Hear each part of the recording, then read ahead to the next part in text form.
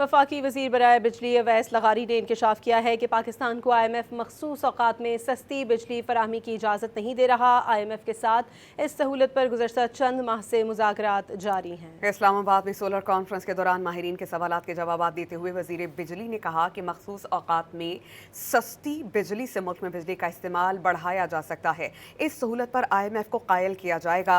अवैस लगारी ने बताया कि मुल्क का पहला जामे तवानाई प्लान आइंदा साल अप्रैल में आ जाएगा। लोग शमसी तवानाई को स्टोर करके रात में इस्तेमाल कर सकेंगे।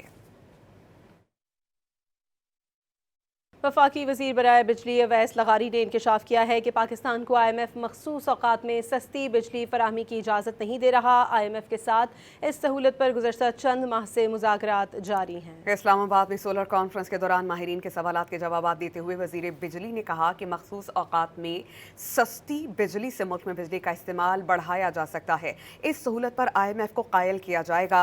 अवैस लगारी ने बताया कि मुल्क का पहला जामे तवानाई प्लान आइंदा साल अप्रैल में आ जाएगा। लोग शमसी तवानाई को स्टोर करके रात में इस्तेमाल कर सकेंगे।